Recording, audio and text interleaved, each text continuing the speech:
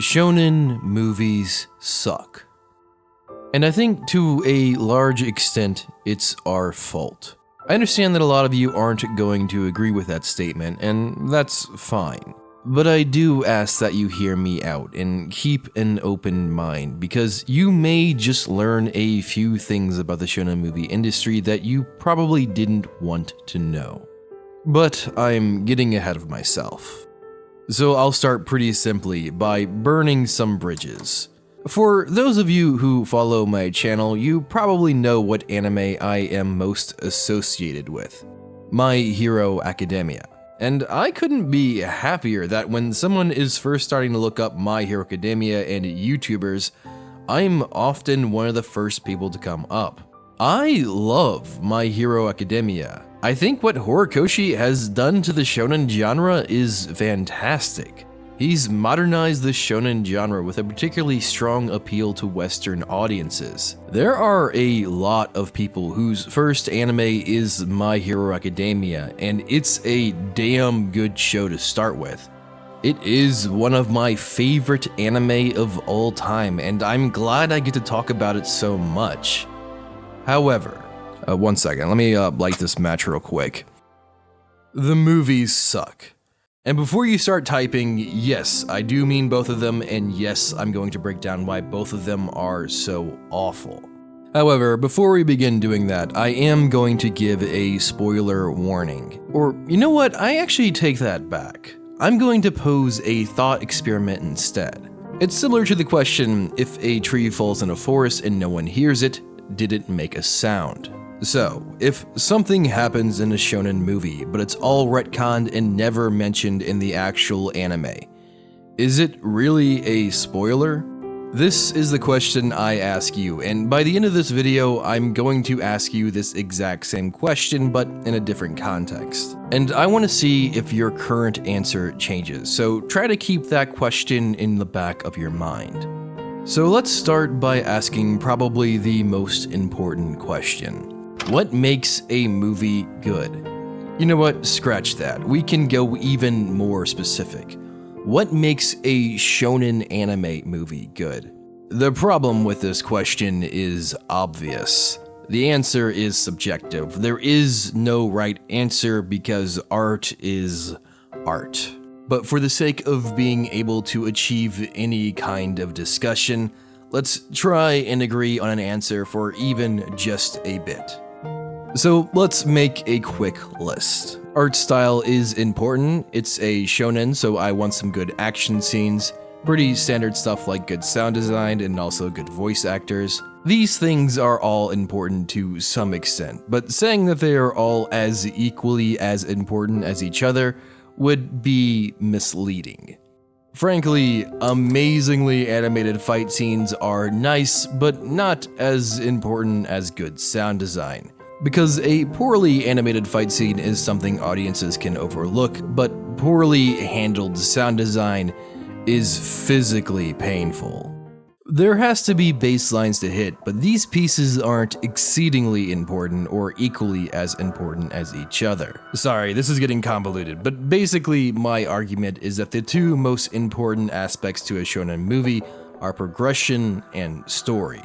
If the story and progression of a shonen movie are fantastic, I'm okay looking over everything else being subpar. Of course, all these pieces of art, voice acting and animation have to hit an essential baseline. But what I overall end up judging a movie's worth is by the progression and the story. And I believe that that is the consensus. Now, I know some people watch shows only for the art and animation and couldn't care less for the plot or characters, but those people probably also watch Logan Paul on a regular basis, so I'm not too concerned with their opinions.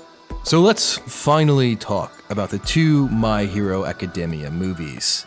The art itself is above average. It's not anime movie levels of fantastic, but it's much better than the standard seasonal anime we get. The same cast of voice actors are used in the movie, so obviously, once again, I would call the voice acting about average, maybe slightly above average. The sound design was fine as well. I didn't notice anything out of the ordinary, but it also didn't blow me away, so I'm just going to call the sound design average. These 3 points are fine. They are all well above baseline. However, none of these 3 aspects are crazy amazing to overtake the entire movie. Which, once again, I'm going to stress is fine. You can maybe argue the fights, but since these movies are only about 20% action, I'm going to say pretty definitively no. So let's talk about, once again, my 2 major features that can take a movie from baseline and either make it something amazing or something completely mediocre. First, let's start with story. I've got some good news for you guys, and I've got some bad news for you guys. Bad news is that I don't really have enough time to break down both of the My Hero Academia movies' plot lines. Good news is that I don't have to, because they are both the exact same plot line. Class 1A gets sent off to some Solitude Island. An evil villain on the same level of One for All is created through some misguided science. Somehow, all the adult heroes are incapable of helping, be that because they are trapped or not on the island, and Class 1A has to work together to defeat the enemy. And of course, for the final battle, Deku isn't quite strong enough himself to take out the main villain, so he has to team up and end the fight in a crazy double punch. Then somehow everyone gets amnesia and it's like nothing ever happened. I mean, literally, the ending of the second movie, Bakugo genuinely gets amnesia. If you guys don't see what the problem with this plotline is, then I don't really know what to say. It's probably one of the most generic and overused plotline in all of shonen movies. From the 30-second mark of this movie, when they were all on the island, I already knew exactly what was going to happen.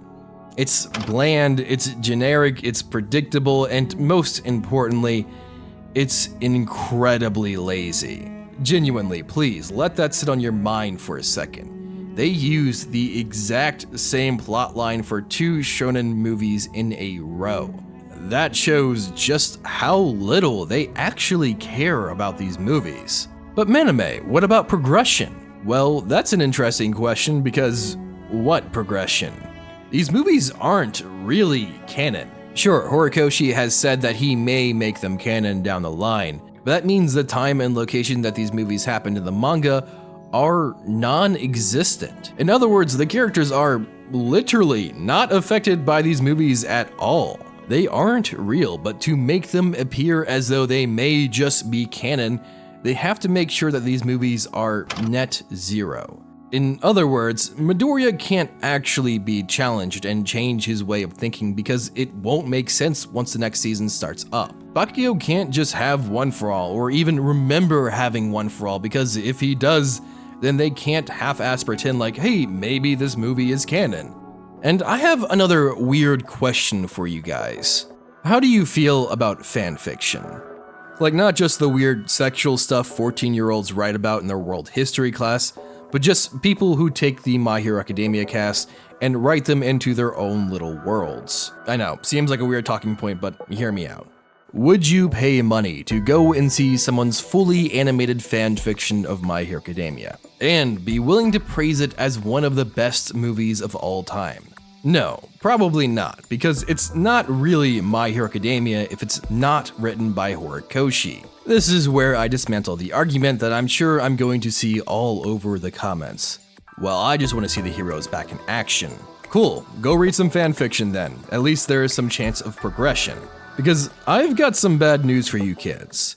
All these movies is animated fanfictions. These movies are not written or directed by Horikoshi, but by a third-party creator who probably got some supervision by Horikoshi.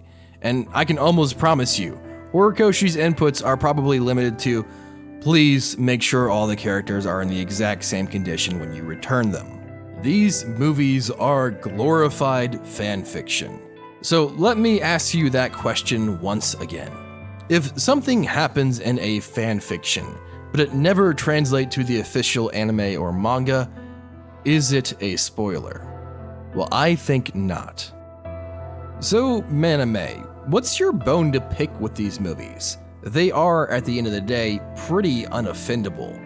Why is this such an important topic that you want to focus an entire video on a show that you are known for praising?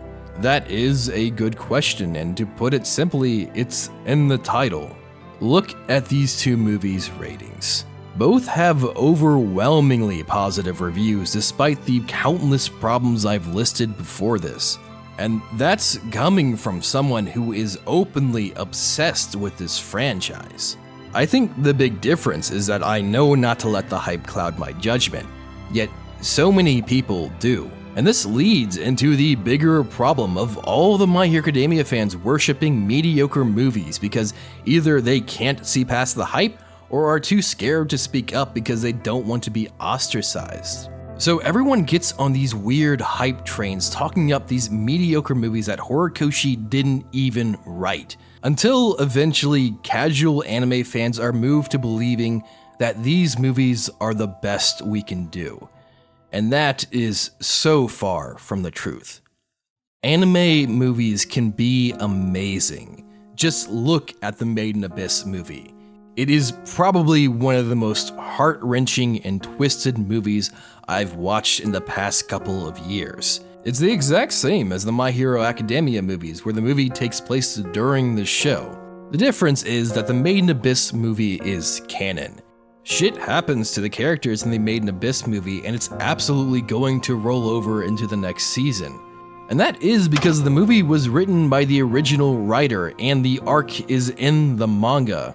And before people begin saying that there is no arc from the manga that could possibly be distilled down to a movie, I argue that the school festival arc would have been a super easy choice. Sure, we wouldn't have had it in as much detail, but I think that kind of arc does lend itself better to being a movie. At the very least, a much better movie than what we've gotten so far. And there is hope for the shonen anime movie industry. Demon Slayer is doing something different with its new movie. It's an actual adapted arc from the manga, written by the actual author.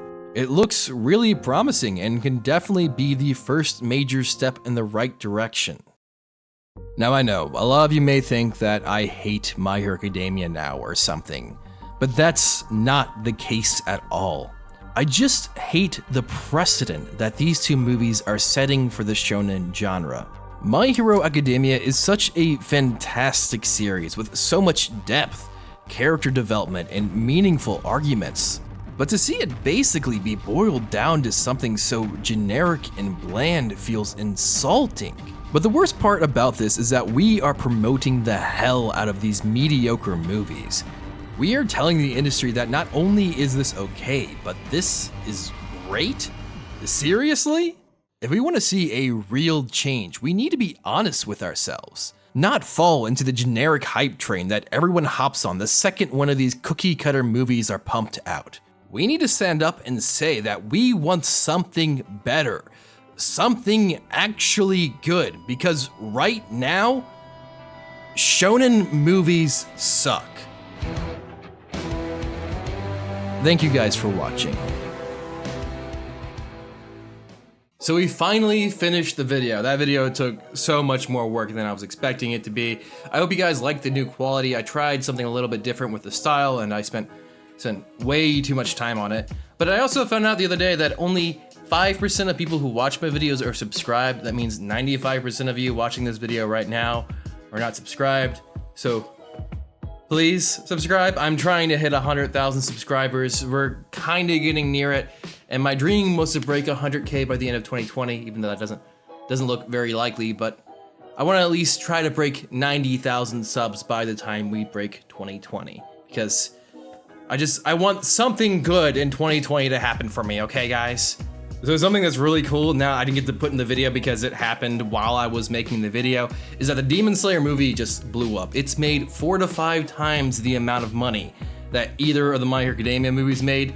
It is huge. Apparently it is fantastic, and I don't know, maybe that just kind of drives home some of my points, and you know, I want to pretend like I had something to do with it, but obviously I didn't, but you know, at least I feel like some of my points are justified by that fact. Also, I've been streaming a ton of Genshin Impact on Twitch for the past few weeks, because that's where I've been, because I decided to take a quick hiatus from YouTube to try to kind of regather myself because these past couple of weeks have been pretty rough for me. But that's join the stream on twitch.tv/ManimeMatt to find out why life hasn't been great besides coronavirus, because you know that's literally everyone's excuse right now. But you know, so join me at twitch.tv/ManimeMatt. I am trying to break 1,000 followers by the end of the year on Twitch, so if you guys can come over there and follow me, join us some live streams, we actually do have a lot of fun together. Either way, a huge thank you to my patrons. You guys are my heroes. Please make sure you guys share, like, comment, and subscribe.